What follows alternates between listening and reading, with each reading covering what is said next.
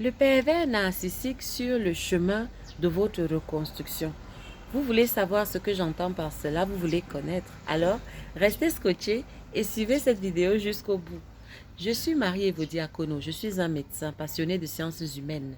Je suis coach en liberté émotionnelle, experte en perversion narcissique et j'accompagne les femmes à se sortir des relations toxiques. Aujourd'hui, je vais partager un brin de réflexion avec vous sur la méthodologie, sur la stratégie que le pervers narcissique va utiliser en fait pour faire obstruction à votre reconstruction à vous et sur comment vous pourrez faire justement pour contrecarrer. Mais avant d'aborder ce sujet, si c'est votre première fois, si vous n'êtes pas encore abonné, alors vous êtes les bienvenus. Rejoignez la communauté, vous loupez de belles choses. Cliquez sur le petit bouton abonnez-vous. Cliquez sur la cloche de notification afin d'être averti de chaque nouvelle vidéo mise en ligne.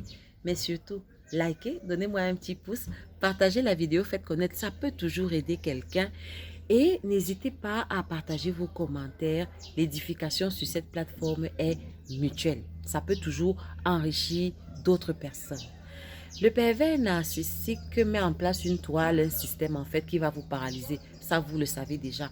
Mais maintenant, vous savez donc bien évidemment que chaque fois que vous allez faire un pas vers votre épanouissement, chaque fois que vous allez faire un pas vers votre reconstruction personnelle, vous aurez en face de vous justement le pervers narcissique. Alors, quelle est l'attitude à avoir? Déjà, comment le pervers narcissique sur le plan pratique va opérer en fait pour vous empêcher de vous épanouir, pour vous empêcher de parvenir à vos objectifs et comment vous devez réagir. Il sera question de ça tout au long de cette vidéo et je vais m'inspirer du personnage de Néhémie pour vous donner, pour répondre à toutes ces questions. Ceux qui sont chrétiens qui suivent cette vidéo savent qui est Néhémie. Ceux qui ne sont pas chrétiens, donnez-moi votre main et je vous amène justement faire un tour à la découverte de ce magnifique personnage biblique. Néhémie, c'est un juif qui s'est retrouvé déporté à Babylone. Il était l'échanson du roi de Babylone. C'était à une époque où justement Israël avait été envahi par la nation de Babylone. Et la nation de Babylone, lors de cette guerre-là, avait tout rasé. Et avait déporté massivement toute l'élite, toutes les personnes de race noble, toutes les personnes en état de... dans la force de l'âge en fait. Ils les avaient déportés, ils avaient tout détruit, les champs, toutes les maisons, tout avait été détruit. Donc, le royaume d'Israël et principalement Jérusalem était resté un peu comme de Juda en fait. Le royaume de Juda était resté comme une ruine, était en ruine. Le royaume de Juda était en ruine totale. Tout, c'était le chaos et c'était la désolation.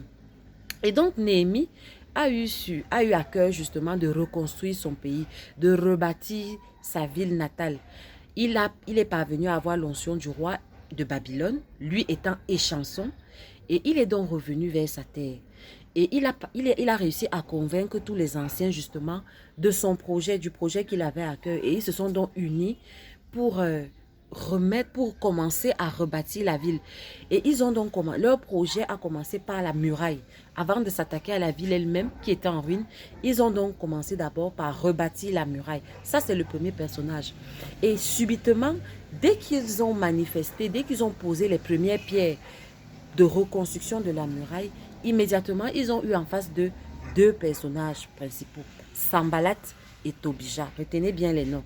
Sanballat et Tobija. Tout au long de cette vidéo, il sera justement question de ce duo-là.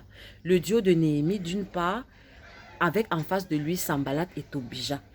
Et Sanballat et Tobija, donc, vont avoir une attitude, une stratégie, en fait, qui, la Bible dit qu'ils n'ont pas vu d'un bon œil ce que Néhémie et les anciens étaient en train de faire. Vous voyez déjà le mauvais œil. Vous voyez, j'espère que ça vous parle. Et donc, ils ont mis en place toute une stratégie. Et je pense que cette stratégie a beaucoup de liens similaires avec ce que le pervers narcissique fait. Je vais vous donner les étapes. Premièrement, ils ont commencé par se moquer. Ils se sont moqués à gorge déployée. Ils se sont moqués de façon... Ils ne le cachaient pas. Ils se moquaient de Néhémie. Que mais vraiment, vous êtes des fous. Vous pensez vraiment que vous allez faire quoi ici? Vraiment, vous n'avez pas honte. Ils se sont moqués d'eux.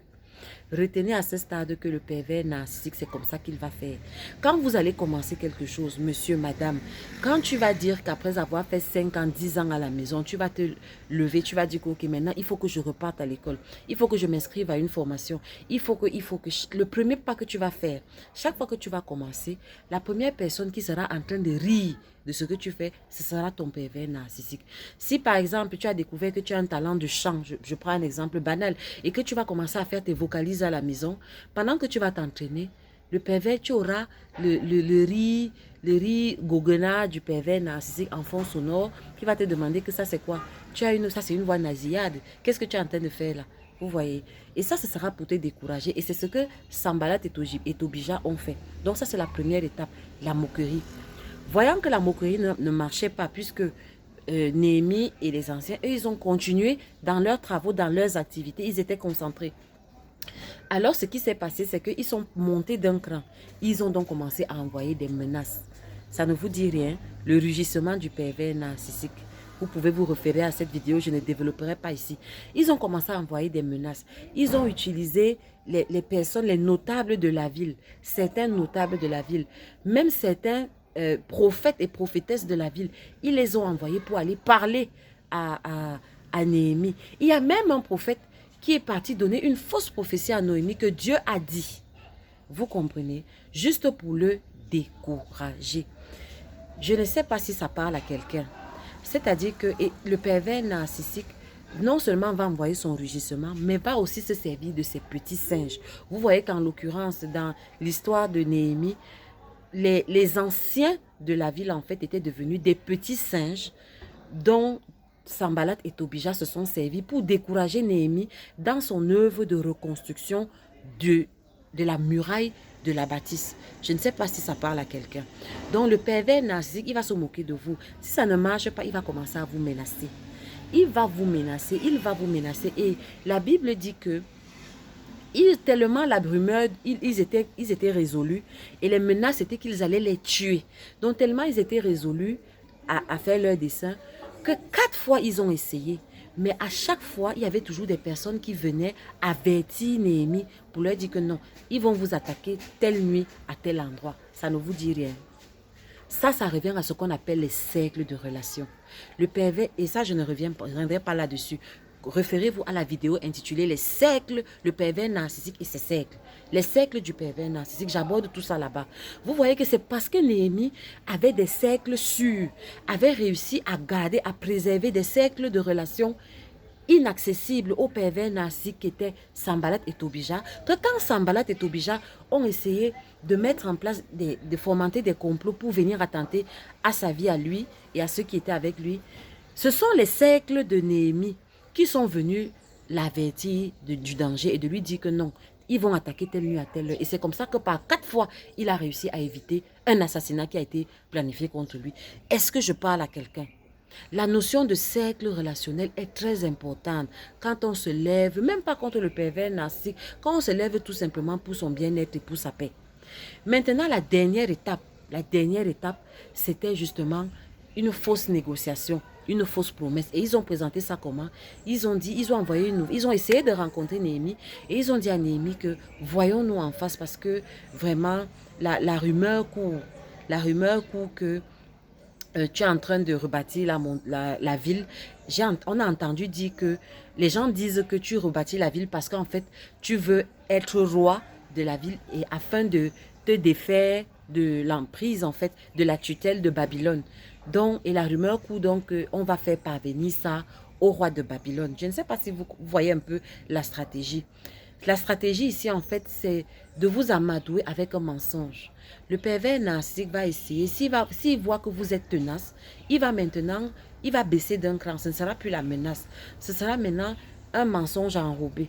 C'est ce pervers narcissique-là qui va venir te dire que, mais vraiment, c'est vrai, c'est bien, vraiment, tu as repris les cours, c'est bien beau, mais viens, on discute en fait.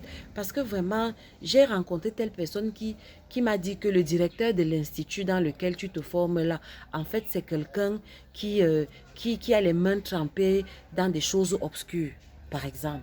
Il va venir comme ça. Donc vraiment, viens, j'aimerais qu'on discute qu'on discute de ça parce que je peux te proposer autre chose. Je peux te proposer une alternative. Un peu comme Sanballat et Tobija ont fait avec Néhémie, c'est-à-dire que ils viennent, ils lui servent un mensonge, une fausse rumeur et ils viennent se présenter subitement comme des sauveurs, comme s'ils peuvent apporter une solution à Néhémie. Vous voyez? Voilà la stratégie, voilà le mode opératoire. Et en dernier recours, quand ils ont vu que ça ne marchait pas non plus, alors la quatrième chose, la quatrième étape, c'est qu'ils sont allés frapper, ils sont allés demander audience, ils ont écrit au roi de Babylone et finalement, les travaux, un arrêté est venu de Babylone qui a interrompu les travaux de la muraille. Je ne sais pas si vous comprenez. Et l'autre chose que je veux préciser, c'est que les menaces sont apparues quand Néhémie et son équipe étaient arrivés à la moitié de la muraille. Je ne sais pas si je parle à quelqu'un. Et là, donc, maintenant, je vais donc aborder les solutions. Les solutions vont juste s'inspirer de Néhémie. Néhémie nous dit tout. Néhémie nous dit en fait ce qu'il faut faire quand on veut rebâtir, quand on veut se reconstruire après le passage d'un pervers narcissique. Vous voyez que Néhémie, quand il a eu à cœur de rebâtir, quand il est revenu, pour ceux qui sont chrétiens, vous qui n'êtes pas chrétiens, je vous explique ce qu'il a fait. Quand il est revenu dans la ville, en fait, la Bible dit que Néhémie a fait 3 jours. Il observait la ville. Et il n'a parlé à personne de la raison de son voyage. Personne n'était au courant pendant les 3 premiers jours de son séjour. Ça, c'est la première étape. La première étape, c'est que vous allez d'abord passer un certain temps où vous allez observer. J'imagine bien que et la Bible dit que pendant les 3 jours-là, il marche, il sortait la nuit et il observait justement, il a fait le tour de la ville, de la muraille pour voir les zones qui étaient les plus endommagées et justement, je suppose, pour anticiper un peu, pour évaluer ce qui allait être nécessaire en termes de ressources humaines et de ressources matérielles pour reconstruire la muraille. Vous comprenez? C'est la première étape. Tu ne peux pas de but en blanc dire que je vais me reconstruire. Non. Tu dois d'abord observer. Tu dois passer un temps où tu observes ta vie. Tu dois prendre du recul. Tu dois passer un moment de calme et de solitude. Ces trois jours que Néhémie a passé, il était seul à connaître pourquoi il était là. Il était seul à savoir ce qu'il faisait. Il n'a partagé son projet à personne. Il a exploré la ville tout seul. Sans être accompagné. C'est la première étape. Donc la première étape, c'est que tu vas devoir apprendre à gérer la solitude. Oui. Parce que l'énergie, le fouet, elle va venir de l'intérieur. Ça ne viendra pas de l'extérieur.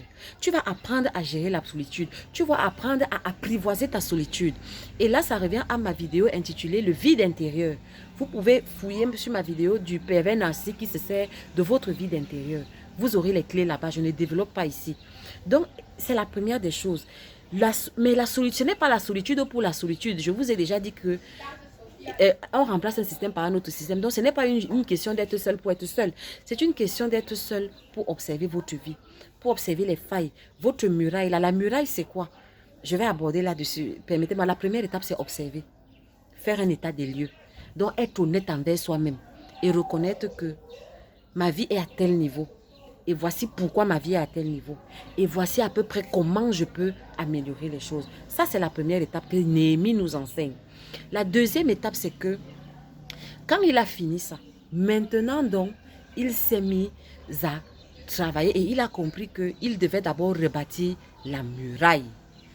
Est-ce que je parle à quelqu'un? La deuxième étape, c'est qu'avant de rebâtir la ville, avant de te rebâtir toi-même à l'intérieur, rebâtis ta muraille, rebâtis tes limites, rebâtis ta sécurité.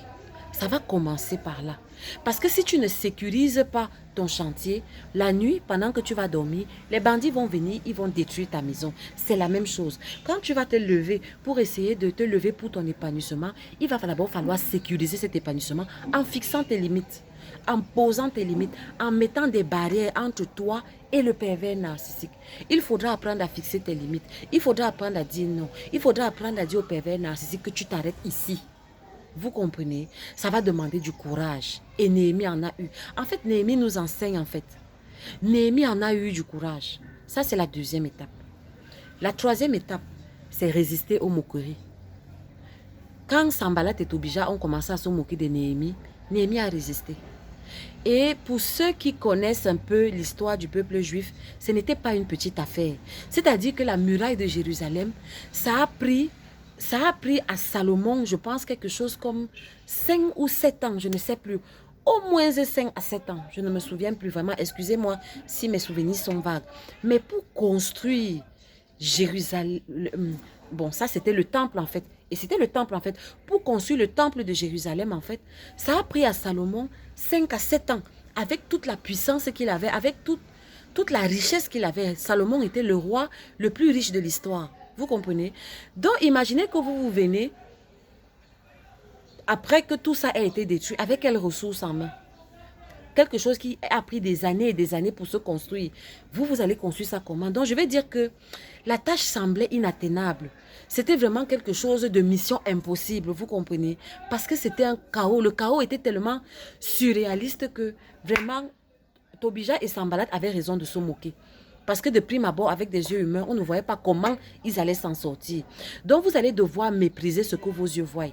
Quel que soit le chaos qu'il y a dans ta vie, quelle que soit la destruction que le pervers narcissique Babylone a apporté dans ta vie, en l'occurrence, tu dois croire que c'est possible de me reconstruire. Tu dois croire et tu dois t'armer de courage, de ne pas minimiser les premiers pas.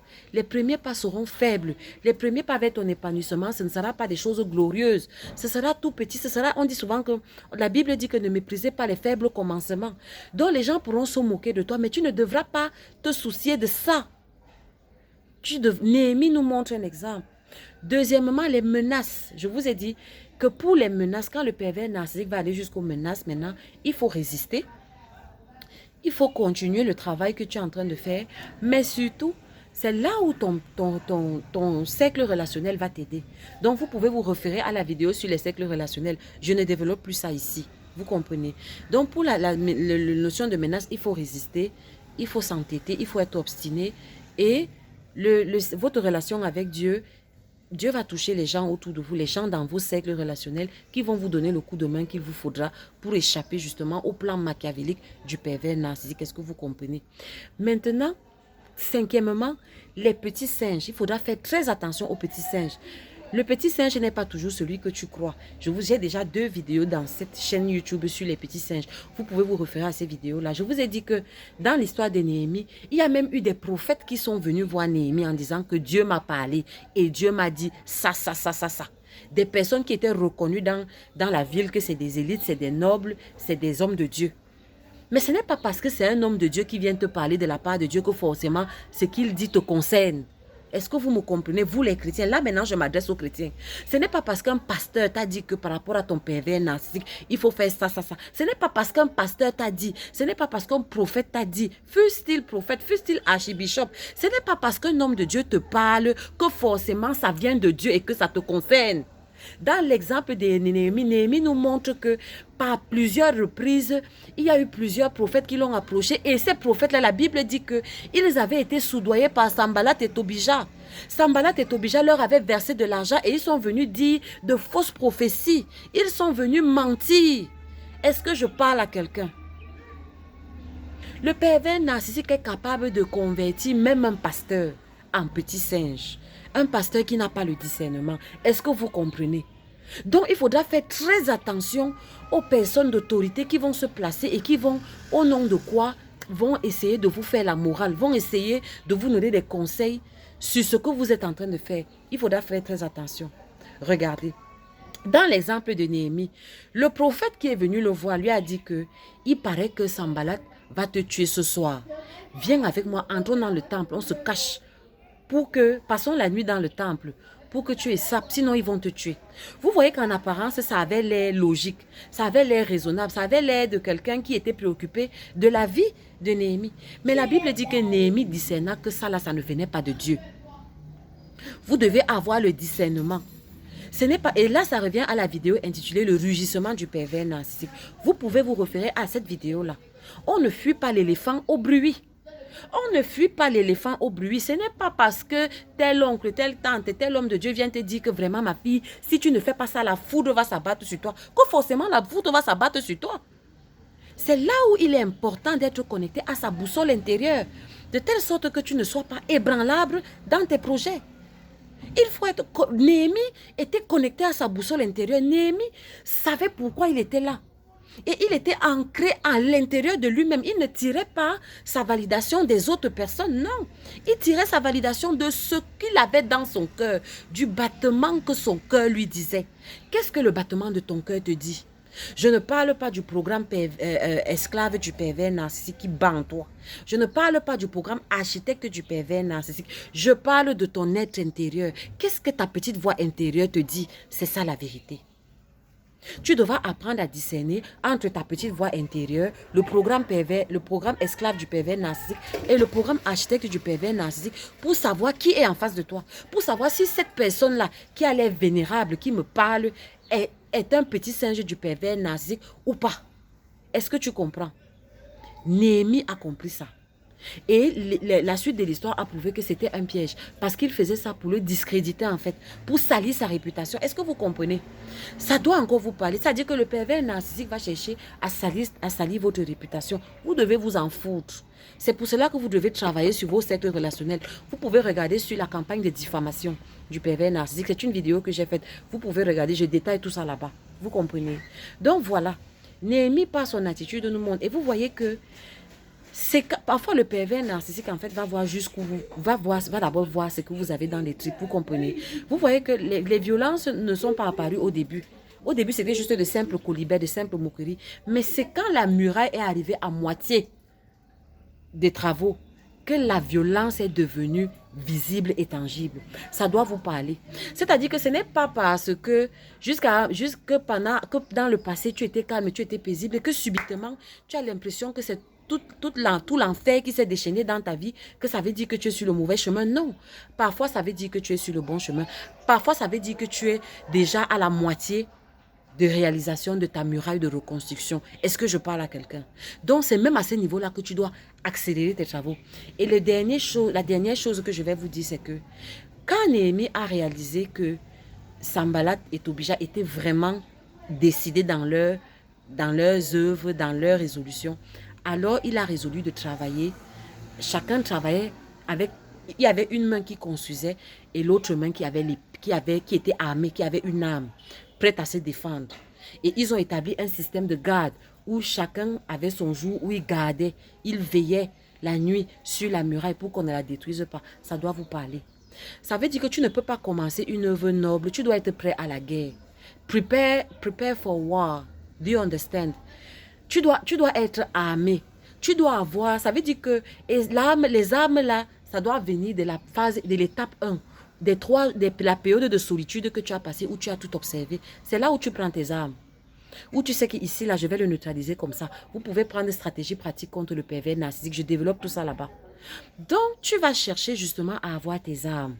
Tu construis ta vie d'une main, mais de l'autre main, tu as l'arme en main, prête à te défendre. Et rien que le fait d'avoir une arme en main, c'était suffisamment dissuasif pour que les gens ne les attaquent pas. Ça veut tout dire. Ça veut dire qu'avec le pervers narcissique, tu dois mettre en place, tu dois tracer une ligne visible. De telle sorte que, un, il voit que tu es définitivement résolu à te reconstruire. Mais deuxièmement, il voit que s'il essaye, il voit ton arme en main. Maintenant, chacun y mettra ce qu'il voudra. Moi, je ne vais pas développer ça ici. C'est chacun qui sait quelle est l'arme. Vous pouvez vous référer à toutes les vidéos que j'ai déjà mises sur cette chaîne. Il y a des clés là-dedans qui peuvent vous dire ce que c'est que l'arme. Quelque chose qui va dissuader le pervers narcissique. Mais en grande ligne, ce que je peux vous dire, c'est que l'arme qui va dissuader le pervers narcissique, c'est quand il va voir que vous êtes définitivement résolu à ne plus le nourrir. Vous comprenez? C'est-à-dire si vous ne réagissez plus. Vous ne lui donnez plus ce qu'il veut, votre énergie. Si vous arrivez à ce niveau-là, alors le pervers narcissique aura peur de vous. Il va commencer à se tenir à distance de vous. Est-ce que vous me comprenez? Voilà le principe de l'arme. Donc ce n'est pas, je ne vous demande pas, parce que je vous connais, je ne vous demande pas d'aller chercher un couteau de cuisine. Je ne vous demande pas d'aller chercher un revolver. Il ne s'agit pas de ça. Il s'agit d'une disposition intérieure, que le pervers narcissique sente que cette personne-ci, elle a changé. Je ne peux plus m'attaquer à elle comme ça, sous peine de moi-même m'en sortir avec des blessures narcissiques. Est-ce que vous comprenez? Je vais m'arrêter là. Donc vraiment, Néhémie nous parle. Vous allez m'excuser, je vous ai déjà dit que je parlerai selon mon référentiel de chrétienne. Je suis mordue de la Bible et je crois fortement que toutes les réponses de notre vie, même en 2020, se retrouvent dans la Bible. La preuve, voici un exemple patent de quelqu'un qui a eu en face de lui la folie furieuse, l'orage narcissique furieux d'un duo d'enfer de narcissique, Tobija et Sanballat et qui s'en est sorti. Parce que la fin de l'histoire, pour les chrétiens, ils connaissent la fin de l'histoire. Mais pour vous qui n'êtes pas chrétiens, je vous invite à lire l'histoire de Néhémie. Je ne vous la dirai pas ici. Je vous invite à la lire, mais je vous assure que cette histoire, malgré tous les rebondissements que je vous dis là, malgré le décret qui est venu du roi et qui a même arrêté les travaux, mais la fin de l'histoire a été favorable. Ils ont fini de reconstruire la muraille, ils ont fini de reconstruire la ville. Vous voulez savoir comment? Alors, pour ceux qui ne sont pas chrétiens et même pour ceux qui sont chrétiens, je vous invite à redécouvrir cette histoire. Elle contient pas mal de clés et pas mal de perles. Voilà, je suis mariée Evody Akono. Si ce que j'ai dit a été en résonance avec vous, alors qu'est-ce que vous attendez? Si vous n'êtes pas encore abonné, cliquez abonnez-vous. Donnez un petit like, donnez un petit pouce d'encouragement. Partagez la vidéo, faites connaître. Ça peut toujours aider quelqu'un, mais surtout, j'ai hâte de lire vos commentaires. Par votre partage d'expérience, nous nous enrichissons mutuellement. Et comme je l'ai dit dans mes précédentes vidéos, je donne des séances de coaching. Donc, ce sera un plaisir. Je suis prête et disponible à vous accompagner sur votre chemin de reconstruction de votre muraille, sur votre chemin justement de vous défaire de l'emprise de Tobijat et Sanballat qui sont en face de vous. Donc, n'hésitez pas à me contacter comme pas mal de personnes l'ont fait avant et le font encore actuellement. Vous avez mes coordonnées Gmail. Vous pouvez me contacter à mon adresse email Gmail. Elle est notée là. Sinon, vous pouvez me contacter aussi par ma messagerie Facebook. Je suis disponible et connectée. Ma page Facebook, c'est Marie Evody Akono. Vous pouvez me contacter sur Messenger et ce sera un plaisir d'établir un chronogramme de séance de coaching avec vous. Que Dieu vous bénisse. On se retrouve pour une prochaine vidéo. Je vous aime. Ciao!